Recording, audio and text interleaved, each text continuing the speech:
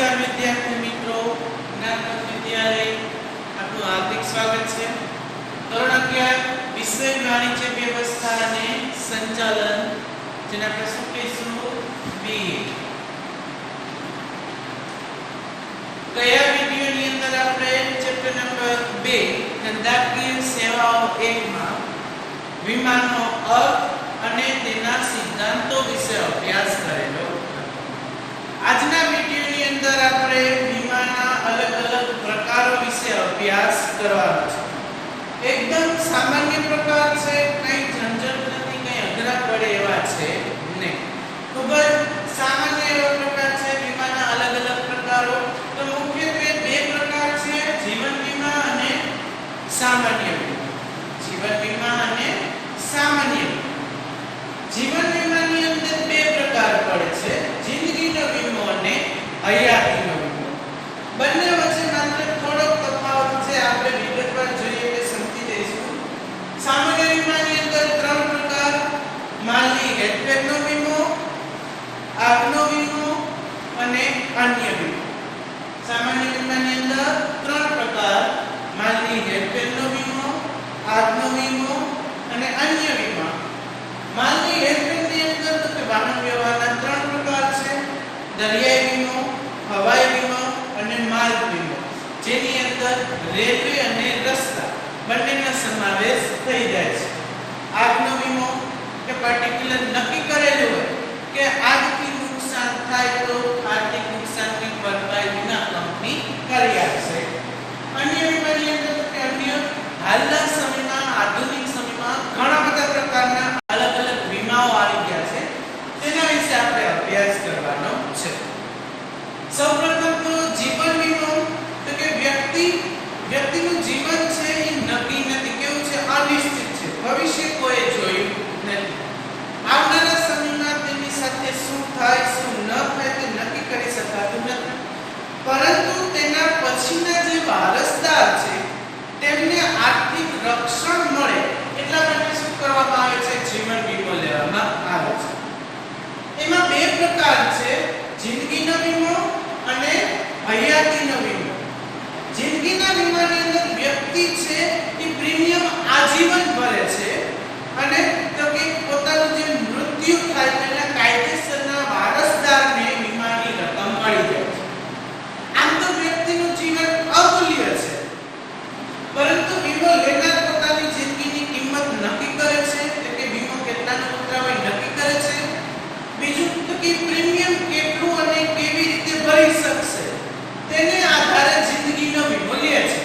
આપણે તો જે જ્યાં જિંદગીના વીમાને તો કે એમાં જિંદગી કેવી છે, અમૂલ્ય, એની કિંમત આપી શકાતી નથી, છતાં પણ વીમો લેનાર વ્યક્તિ પોતાની જિંદગીનું તો કે કિંમત નક્કી કરે છે, મૂલ્ય નક્કી કરે છે, પ્રીમિયમ ભરવાની ક્ષમતાને આધારે પોતે વીમો ખરીદે છે અને પ્રીમિયમ આજીવન ભરે છે। તેનું મૃત્યુ થાય તો વીમા કંપની તેના કાયદેસરના વારસદારને વીમાની રકમ આપી દે છે। જિંદગીના વીમાને નુકસાન વળતરનો સિદ્ધાંત લાગુ પડતો નથી। ત્યારબાદ છે હયાતીનો વીમો। જિંદગીના વીમાથી થોડું અલગ પડે, આમાં પ્રીમિયમ છે આજીવન ભરવું પડે, જ્યારે હયાતીના વીમામાં તો કે અમુક વર્ષો નક્કી કરેલા હોય। દાખલા તરીકે કોઈ એક વ્યક્તિ છે વીમો લેવા જાય છે, હયાતીનો વીમો, તેઓ નક્કી કરે કે આવતા 6 વર્ષ સુધી પોતે પ્રીમિયમ ભરશે, અને 6 વર્ષની અંદર જો તે વ્યક્તિનું પ્રીમિયમ ભરનારનું મૃત્યુ થાય તો તેના કાયદેસરના વારસદારને આ વીમા કંપની છે વીમાની રકમ આપી દેશે। જો 6 વર્ષ પૂરા થાય ત્યાં સુધી તે વ્યક્તિને કંઈ ન થાય તો તે વ્યક્તિને અથવા મૃત્યુ પામે તો તેના વારસદારને જે વીમાની રકમ છે વીમા કંપની ચૂકવે છે। જિંદગીનો વીમો અને હયાતીનો વીમો આ રીતે અલગ પડે છે। જિંદગીના વીમામાં તો કે વ્યક્તિ છે પ્રીમિયમ આજીવન ભરે છે, તેના કાયદેસરના વારસદારને નક્કી કરેલી વીમાની રકમ વીમા કંપની ચૂકવે છે। જો કારણ શંકાસ્પદ હોય કે વ્યક્તિનું મૃત્યુ છે એ શંકાસ્પદ હોય તો વીમા કંપની તેની વીમાની રકમ ચૂકવતી નથી। હયાતીના વીમાની અંદર તો કે મુદ્દત નક્કી કરવામાં આવે છે, મુદ્દત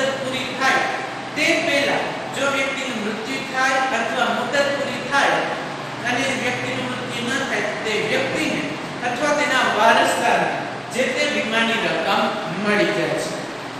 આ તો જિંદગીનો વીમો, આ થયો હયાતી વીમો. ત્યારબાદ સામાન્ય વીમાની અંદર 3 પ્રકાર: માલની હેરફેરનો વીમો, આગનો વીમો અને અન્ય વીમો. માલની હેરફેરનો વીમો એટલે વાહન વ્યવહાર. આપણે અગાઉ જોઈ ગયા કે વાહન વ્યવહારને લીધે આપણે આપણી વસ્તુ છે, વેપાર છે, એનો વ્યાપ વધારી શક્યા છે. વાહન વ્યવહારની સેવા ન હોય તો આપણે વેપારી પ્રવૃત્તિ વધારી શકતા નથી. એવા 3 પ્રકાર પડે છે: દરિયાઈ વીમો, હવાઈ વીમો અને માર્ગ વીમો. દરિયાઈ વીમો આપણને ખબર જ છે કે જ્યારે બહુ વાહનોની શોધ નહોતી થઈ 18મી સદી પહેલા મોટા ભાગના વિદેશ વેપાર છે દરિયાઈ માર્ગે થતા. કયા માર્ગે થતા? દરિયાઈ માર્ગે થતા વિદેશ વેપાર. દરિયાઈ માર્ગે કે વિદેશ વેપાર કરવો હોય તો તેમાં જે વાહન વ્યવહારનું માધ્યમ છે કેવું છે? એકદમ ધીમું છે, પરંતુ એકદમ સસ્તું છે. એટલે વ્યક્તિ છે શું કરતા? તો કે દરિયાઈ માર્ગે વાહન વ્યવહાર કરતા. હવે દરિયાઈ માર્ગે વાહન વ્યવહાર કરવામાં ઘણા બધા જોખમો છે. દરિયામાં તોફાન આવી જાય, સુનામી આવી જાય, વરસાદને લીધે માલને નુકસાન થાય, અથવા તો દરિયાના ચાંચિયા એટલે કે લૂંટેરાઓ હોય તે માલ સામાનને નુકસાન પહોંચાડે. આવું કોઈ પણ થઈ શકે છે. તો એના માટે તેના માલ સામાનને નુકસાન થાય અને તેનું વળતર મળી રહે, આર્થિક નુકસાનની ભરપાઈ થઈ જાય, એટલા માટે દરિયાઈ વીમો લેવામાં આવે છે. દરિયાઈ વીમાની શરૂઆત લોઇડ્સ ઓફ લંડન નામની કંપનીએ શરૂઆત કરેલી હતી. જેની દરિયાઈ વીમાની લગભગ 325 વર્ષ કરતા પણ વધુ વર્ષથી પોતે વિશ્વસનીયતા હતી, એટલે કે વિશ્વાસથી, સામાજિકતાથી આ કાર્ય કરે છે દરિયાઈ વીમા. ફરીથી દરિયાઈ વીમો એટલે શું? એની અંદર લખું છું તો કે 18મી સદી પહેલા મોટા ભાગના આંતરરાષ્ટ્રીય વેપાર દરિયાઈ માર્ગે થતા હતા.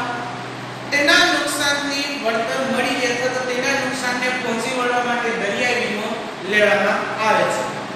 લોઇડ્સ ઓફ લંડન નામની કંપનીએ દરિયાઈ વીમાની શરૂઆત કરેલી હતી અને 325 વર્ષ કરતા પણ વધુ વર્ષથી તેને વિશ્વસનીયતા એટલે કે વિશ્વાસથી આ કામ કરી રહ્યા છે.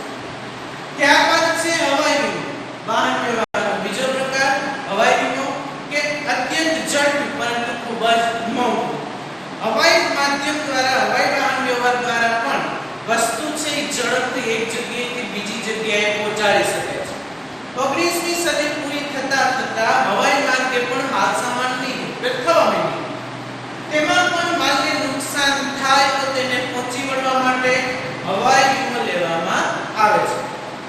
માલ સામાનને નુકસાન થાય તો તમને આર્થિક ભરપાઈ મળે છે, પરંતુ માની કે તમે પ્રીમિયમ ભરેલું છે, વીમો લીધો છે, પરંતુ માલ સામાનને કોઈ નુકસાન નથી થતું અને જેમ છે તેમ જ જ્યાં પહોંચાડવાનું છે ત્યાં પહોંચી ગયું તો તમને આર્થિક ભરપાઈ મળશે નહીં. એનાથી શું થાય છે? તમારા માલ સામાનને રક્ષણ મળે છે કે જો કોઈ અકસ્માત થાય, માલને નુકસાન થાય અને નુકસાનથી બચી રહેવા માટે આપણે શું કરવાનું છે? હવાઈ વીમો લેવાનો છે. ત્યારબાદ છે માર્ગ વીમો. માર્ગ વીમાની અંદર 2 પ્રકારના આવે: રેલવેનો વીમો, રસ્તાનો વીમો.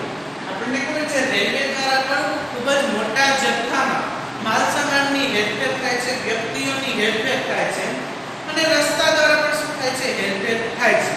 તો એ દરમિયાન અકસ્માત થવાનું, વરસાદથી માલ સામાનને નુકસાન થવાનું કે પછી ચોરી કે લૂંટફાટ થવાનો ભય રહે છે. એનો ભય રહે, એનાથી જો કોઈ આર્થિક નુકસાન થાય તો તેનાથી બચવા માટે આપણે જે પ્રીમિયમ ભરીને વીમો લઈએ છીએ તે થશે માર્ગ વીમો. હવે આની અંદર લખું છું તો કે માર્ગ વીમામાં રેલવે વીમો અને રસ્તા વીમાનો સમાવેશ થાય છે. પરિવહન દરમિયાન માલ સામાનને જો કોઈ નુકસાન થાય, અકસ્માત, ચોરી, લૂંટફાટ, વરસાદથી કોઈ નુકસાન થાય તો તેનાથી બચવા માટે, તેનાથી રક્ષણ મેળવવા માટે માર્ગ વીમો લેવામાં આવે છે. ત્યારબાદ છે આગનો વીમો. એમાં નુકસાન છે પહેલેથી જ નક્કી કરી નાખ્યું કે જો મારી વસ્તુ કે મારી મિલકતને આગથી નુકસાન થશે તો તેનો આર્થિક ભરપાઈ છે વીમા કંપની કરી આપશે. એના બદલામાં મારે પ્રીમિયમ ભરવાનું છે. હવે હું જે વસ્તુ કે મિલકતનો આગનો વીમો લઉં છું તેની અંદર મારું હિત હોવું લાગુ પડે છે. અહીંયા માલિક છે પોતે જ વસ્તુ કે મિલકતનો વીમો લઈ શકે છે. ભાડેથી વાપરનાર તે આગનો વીમો લઈ શકતો નથી. માલની હેરફેરમાં ત્રણ પ્રકાર: દરિયાઈ વીમો, હવાઈ વીમો અને માર્ગ વીમો. દરિયાઈ વીમાની શરૂઆત તો કે લોઇડ્સ ઓફ લંડન નામની સંસ્થાએ કરેલી હતી. હવાઈ વીમો તો કે 19મી સદી પછી મોટાભાગના વાહન વ્યવહાર છે માલની હેરફેર હવાઈ વીમા દ્વારા થતી. માર્ગ વીમામાં બે પ્રકાર: રેલવે વીમો અને રસ્તા વીમો. આગનો વીમો તો કે જ્યાં વીમા યોગ્ય હિતનો સિદ્ધાંત લાગુ પડે છે. વસ્તુ કે મિલકતને આગથી નુકસાન થાય તો તેનું આર્થિક ભરપાઈ વીમા કંપની કરી આપે. એના બદલામાં વીમો લેનાર છે એ પ્રીમિયમ ભરશે. અહીંયા વીમા યોગ્ય હિતનો સિદ્ધાંત લાગુ પડે છે. આ ત્યાં બે પ્રકાર છે ના સામાન્ય વીમાના. પહેલા શું હતું? જીવન વીમો. તેના બે પ્રકાર: જીવન વીમો અને હયાતીનો વીમો. અમે વ્યક્તિ છે પ્રીમિયમ આજીવન ભરે છે અને આમાં અમુક મુદત નક્કી કરેલી છે. સામાન્ય વીમાના ત્રણ પ્રકાર: માલની હેરફેરનો વીમો, આગનો વીમો અને અન્ય વીમો. કે માલની હેરફેર દરમિયાન જો નુકસાન થાય તો એની આર્થિક ભરપાઈ વીમા કંપની કરી આપે. તેના ત્રણ પ્રકાર: દરિયાઈ વીમો, હવાઈ વીમો અને માર્ગ વીમો. આગનો વીમો, ત્યારબાદ આવે છે અન્ય વીમો. હાલના સમયમાં ઘણા બધા અલગ પ્રકારના વીમાઓ આવી ગયા છે. એ તમે ટીવીની અંદર જોયું હશે, હેલ્થ ઇન્સ્યોરન્સ એડવર્ટાઇઝ જોઈ હશે કે સ્વાસ્થ્યનો વીમો. શેનો વીમો? સ્વાસ્થ્યનો વીમો. કે વ્યક્તિ છે એની કોઈ બીમારી આવે અથવા કોઈ અકસ્માતને લીધે ઈજા થાય તો તે જ્યારે હોસ્પિટલમાં હોય અને એનો જે ખર્ચો થાય તે વીમા કંપની ભરી આપે તો તે શું થશે? સ્વાસ્થ્યનો વીમો. ત્યારબાદ નફા નુકસાનનો વીમો. કે વ્યક્તિ છે એ ધંધો છે કેવો છે એમાં અનિશ્ચિતતા રહેલી છે. નુકસાન પણ થઈ શકે, ખોટ પણ જઈ શકે. તો એની આર્થિક નુકસાનની ભરપાઈ વીમા કંપની કરી આપે તો એ થશે નફા નુકસાનનો વીમો. લૂંટફાટનો વીમો. કે આપણે વખારમાં વસ્તુઓ રાખેલી હોય ત્યાંથી ચોરી થઈ જાય તો એનું આર્થિક નુકસાન જે થયું છે એની ભરપાઈ કોણ કરી આપે? વીમા કંપની. ઢોર ઢાંખરનો વીમો.